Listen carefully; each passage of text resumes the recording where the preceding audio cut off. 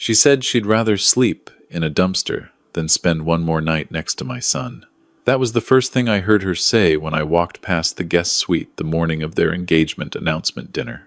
She was on the phone, laughing, and she had no idea I was standing on the other side of that door. I stood very still for a long moment. Then I walked back to the kitchen, poured myself a cup of coffee I couldn't taste, and started thinking about how I was going to protect my boy from the woman he believed was the love of his life. My name is Daniel Calloway. I'm 63 years old, born and raised in Harlan County, Kentucky, though I've lived in Blount County, Tennessee, for the past 35 years. I built Calloway Timber and Land from nothing, starting with one second-hand skidder, 40 acres of leased forest, and a loan I wasn't entirely sure I could repay. Today, the company manages nearly 4,000 acres of timberland, holds contracts with 3 regional sawmills, and employs 41 people, most of them local families I've known for decades. My son Ethan is 31. He grew up watching me work, and somewhere along the way he decided he wanted to do the same. He came back to Blount County after college, earned his forestry certification, and spent the last 6 years learning every inch of our operation. 2 years ago, I made him operations manager. 1 year ago, I started the paperwork to transfer a 50% stake in the company into his name. I wanted him to have something real, something that would outlast me. Then he met Sienna. She came into his life at a conference in Nashville, one of those regional land management seminars where everyone networks over lukewarm chicken and bad coffee. Ethan called me that evening, which he rarely did from conferences, just to tell me he'd met someone remarkable. I remember thinking it was sweet. He was so lit up. I hadn't heard that kind of energy in his voice since he was a teenager who'd just caught his first turkey on opening morning. I met her 6 weeks later over dinner at Ethan's apartment in Maryville. She was 34, attractive, composed, and said all the right things. She asked thoughtful questions about the timber business. She talked about her family in Virginia, her father, who had apparently worked in real estate development, her own career in commercial property management. She made eye contact when she spoke to you and held it just long enough to make you feel important. I drove home that night with an unease I couldn't explain. She hadn't done anything wrong. She'd been perfectly pleasant. But there was something underneath the surface I couldn't quite reach, like a knot in a board that only shows itself after you run the saw across it. I kept that feeling to myself. Ethan was happy. He was a grown man, and I had no evidence of anything beyond a vague instinct that a father probably wasn't supposed to trust over the testimony of his own heart. They dated for 9 months before Ethan proposed. He called me first, which meant more to me than he'll ever fully understand. He asked if he could use his grandmother's ring, which I'd been holding in a safe in my office for years, waiting for exactly this moment. I said yes. I told him she was lucky to have him. I told him I was proud of the man he'd become. I didn't mention the knot in the board. The engagement announcement dinner was held at our family home, a place I'd built myself on 12 acres just outside of Townsend, Tennessee, at the edge of the mountains. My sister Pauline drove up from Chattanooga. Ethan's 2 college friends, Travis and Marcus, made the trip. Sienna arrived with a bottle of wine and a smile that could have run for office. That morning, the morning before everyone arrived, I was up early the way I always am. I'd made coffee and was heading toward the back porch when I heard her voice coming through the cracked door of the guest suite at the end of the hall. She was speaking quietly, but I have good hearing, the kind you develop after years of working around machinery. You learn to listen for sounds that don't belong. She was saying something about the company, about the land. Then she said it. He thinks I love him. God, what a fool. A pause. Laughter. Then, I told you, once my name is on those land titles, I am gone.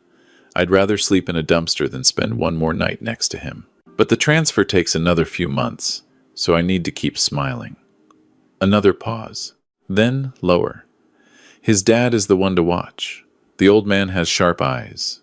But Ethan defends me every time, so we're fine. I walked back to the kitchen very slowly. I set down my coffee mug without making a sound.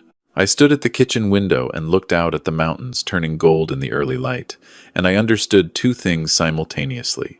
My son was in serious danger, and if I moved wrong, she would vanish before I could stop her.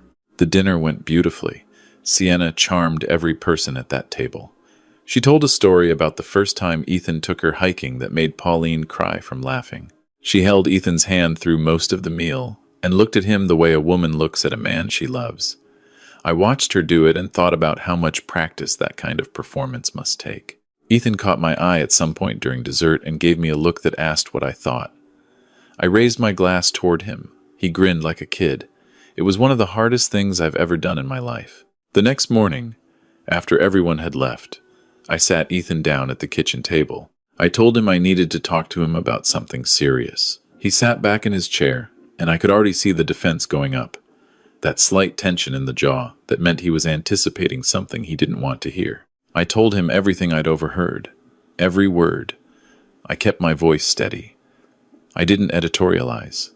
I just said what I heard. When I finished, Ethan was quiet for a long time. Then he said, "Dad," she was probably venting. "People say things in private that don't mean anything. You know how you sound when you're frustrated." I said I knew the difference between venting and a plan. He said, "You've never given her a real chance. From the very beginning, you've been looking for a reason not to like her." He wasn't yelling. He was calm, which was somehow worse. "She tells me she feels like you're always watching her, waiting for her to mess up. I defend her every time, and I'm starting to wonder if I should keep doing that."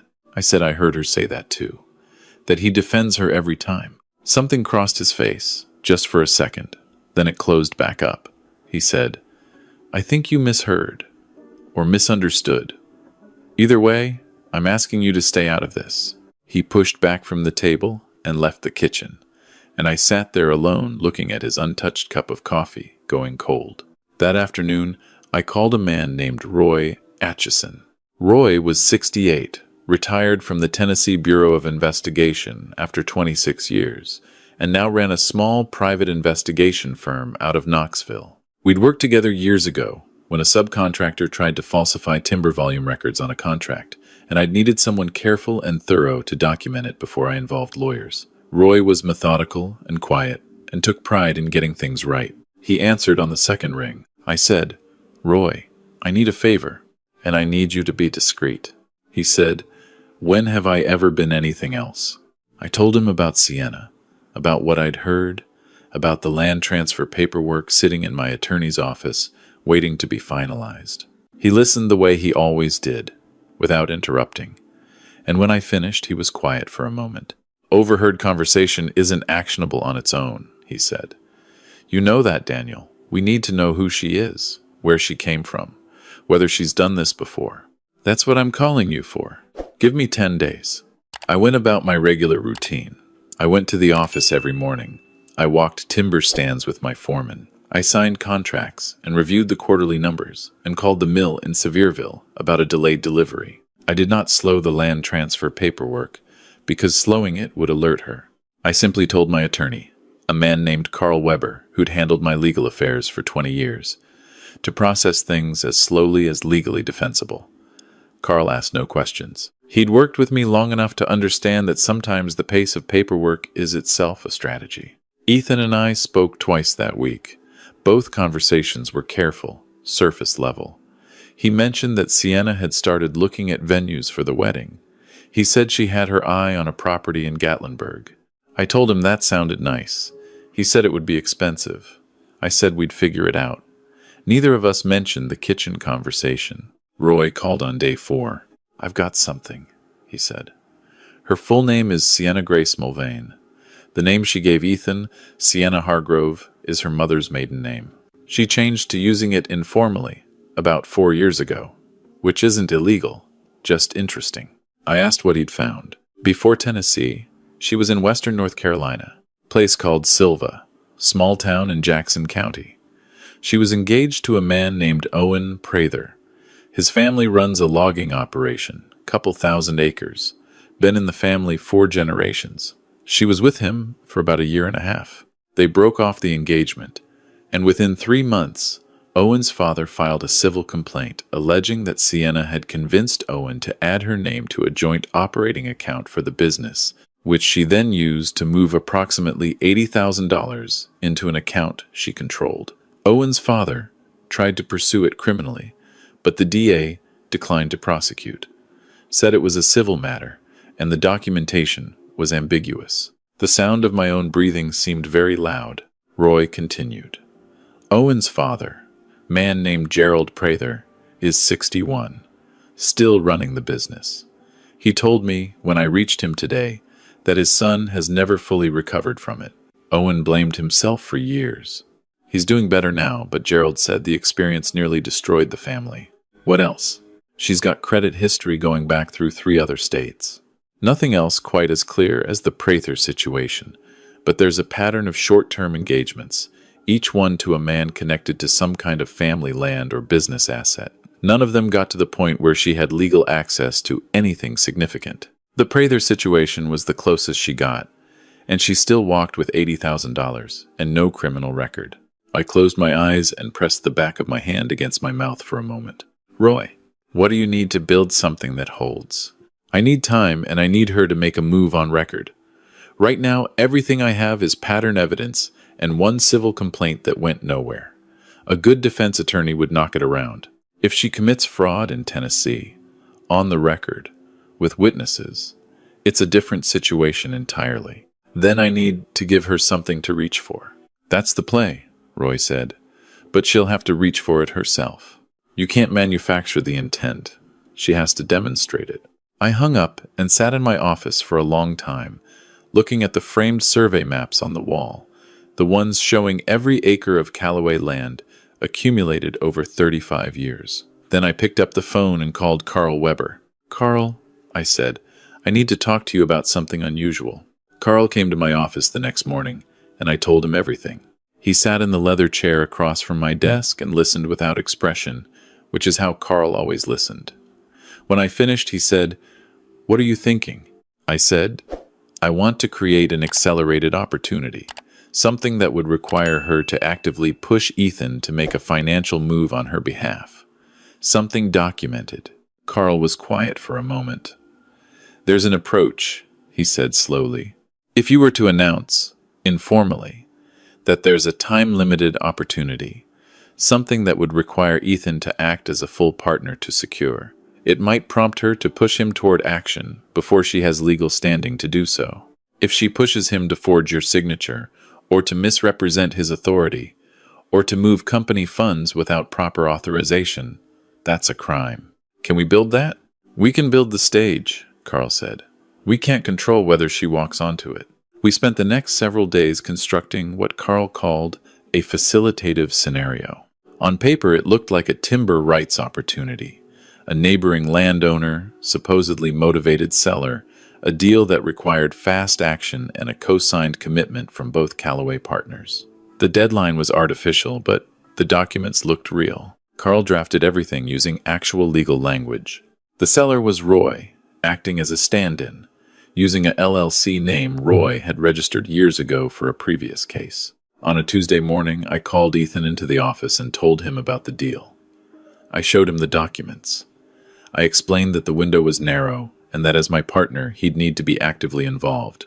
I watched him lean over the desk and read through the pages with the same careful attention he brought to everything. He was a good businessman, my son.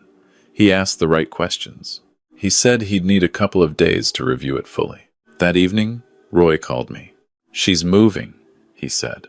Roy had been monitoring with tools and methods I didn't ask him to explain in detail. What he told me was this.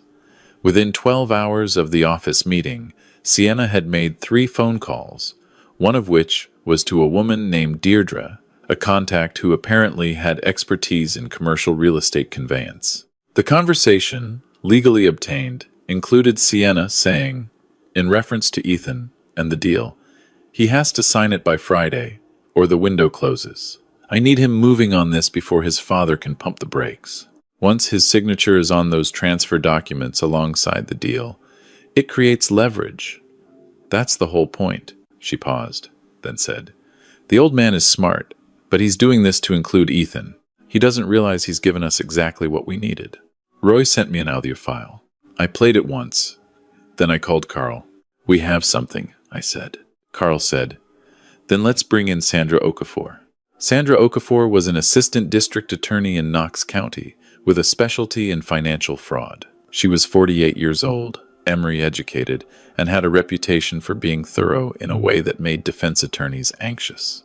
Carl had worked with her on 2 previous cases and respected her judgment. She came to Carl's office 2 days later, and we laid everything out. Roy's background investigation, the North Carolina civil complaint, Gerald Prather's willingness to speak on record, and the recorded phone call. Sandra reviewed everything methodically. She asked precise questions. She wanted to understand exactly where the legal exposure was and where it wasn't. The North Carolina situation establishes pattern, she said, but it didn't result in charges, so it's useful for context and not much more. What you have here in Tennessee, if she follows through and pushes your son to make a material misrepresentation in a financial transaction based on her direction, that's potentially criminal fraud, conspiracy, and depending on how she executes it, wire fraud, if any electronic communication crosses state lines. What do you need from me? I need her to make the move, Sandra said. And I need your son. I looked at Carl. Carl looked at the table. My son doesn't know any of this, I said. Sandra nodded slowly. He's going to need to know before this goes further, because if he doesn't know and she coaches him into doing something that creates legal exposure for him, we have a much more complicated situation. That was the conversation I had been dreading since the morning I stood in the kitchen with a cup of coffee I couldn't taste. I drove to Ethan's apartment that evening. He answered the door in work clothes, still dusty from being out in the field. He looked at my face and said, "What happened?" I told him everything, the full thing this time. Not just what I'd overheard that morning, but what Roy had found, the recording, Gerald Prather and his son in North Carolina, what Sandra Okafor believed could happen if we were careful, and what had already been set in motion. Ethan stood at his kitchen counter and didn't move for a long time. When he finally spoke, his voice was flat. "Play me the recording." I played him the recording. He listened to it twice. After the second time, he set the phone down on the counter very carefully, the way you set something down when your hands are not quite steady. He turned toward the window. His back was to me. "The morning I told you about the timber deal," he said, not turning around. "She came to my office that afternoon. She said she wanted to understand the documents so she could support me. I walked her through everything. I showed her the signature pages." He stopped. I thought she was being a partner. "Ethan, how long have you known?" "I've known something was wrong since before the engagement dinner. I had no proof until last week." He turned around. His eyes were red, but his jaw was set. He looked, in that moment, more like his mother than I had seen in years. She had the same quality, that ability to hold themselves together when every instinct must be screaming to come apart. He said, "What do you need me to do?" What Ethan agreed to do required steadiness. I wasn't sure I could have managed at his age. He went home to Sienna that evening and said nothing. The next morning he called her, as they had planned, to tell her he'd reviewed the deal and was moving forward. He did it from his truck, with Roy on a separate line conducting authorized monitoring of the communication under terms Sandra's office had arranged. Sienna's response was immediate and specific.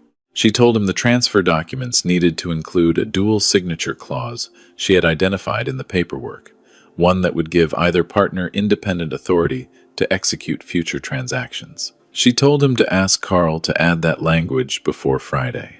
She told him not to mention it to me first because, and this was the part Ethan had to sit through without reacting, because your father overthinks everything, and this is a time-sensitive deal. You're an equal partner, Ethan. You don't need his approval to move on this. Then she said, "Once your name is fully independent on those accounts, we'll have everything we need to plan our future the right way. Together." Ethan said, "Okay," and ended the call. Roy sent me the recording within the hour.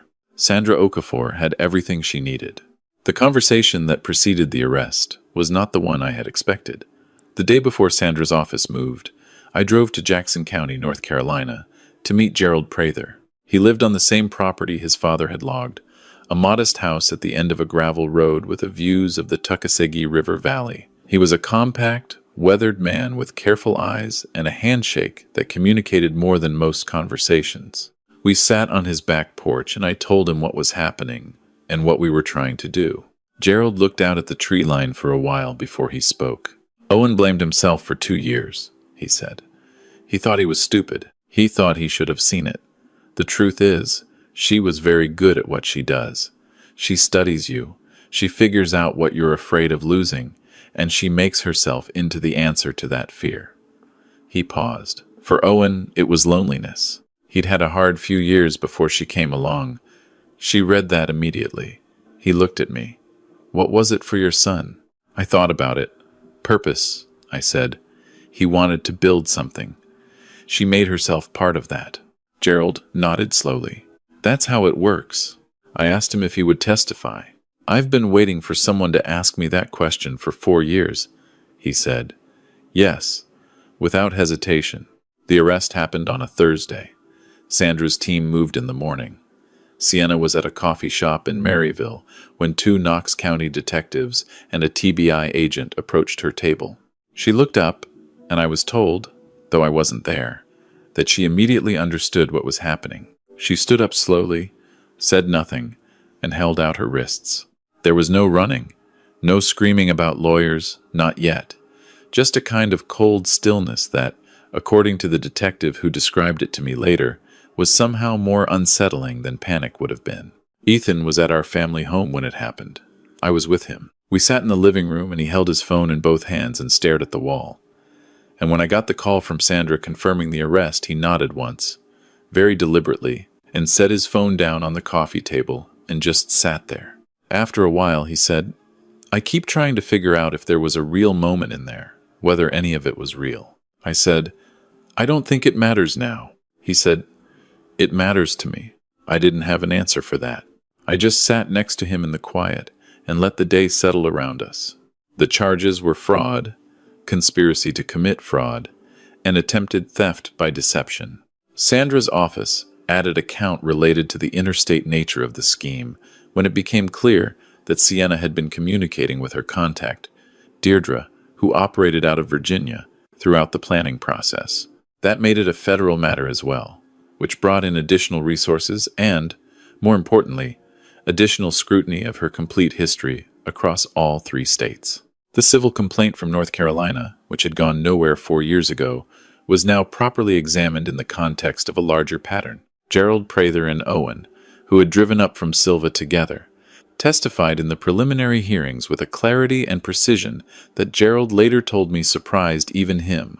Owen had spent 4 years carrying something he'd never been asked to put down in a formal setting. He put it down with the kind of care you use when you're carrying something that hurt you for a long time. I sat through those hearings. I watched Sienna at the defense table. She had retained a competent attorney, and she was composed throughout in the way she had always been composed. That surface-level steadiness that I now understood was not strength, but discipline. The discipline of someone performing constantly. Occasionally, she looked toward the gallery. Once she found my face and held it for a moment. I held her gaze without looking away. She looked back toward the front of the room first. Ethan testified in the main proceedings. He stood at the witness stand in a dark jacket and spoke clearly and without ornamentation. He described what had happened, the relationship, what he had believed it to be, what he had agreed to participate in once he understood the truth, and what it had felt like to hear that recording. He said one thing that the courtroom went quiet for. She told me my father overthought everything. She said I was an equal partner and didn't need his approval. What she didn't count on was that my father didn't do any of this to control me. He did it because I couldn't see what he could see. The difference between a man who wants to control his son and a man who wants to protect him is whether he's willing to lose the argument to save you.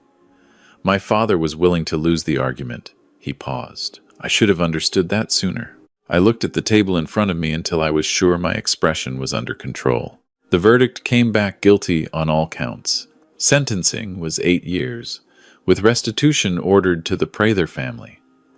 Restitution I had already privately committed to supplementing regardless of what the court ordered, because Gerald Prather had driven to Knoxville to help my son, and that wasn't something I could put a number on and walk away from. As the bailiffs led Sienna out through the side door, she didn't look back.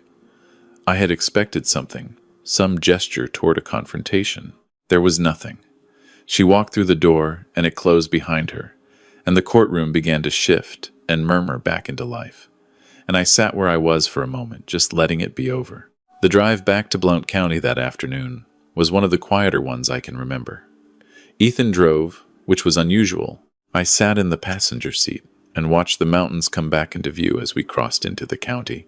Those same mountains that had been there every morning of my life here, indifferent to everything that happened below them, which is sometimes exactly what you need a mountain to be. Ethan said, "Somewhere on Route 321, I owe you an apology." I said, "No, you don't." He said, "I do. I told you that you'd never given her a real chance. I said you were looking for a reason not to like her.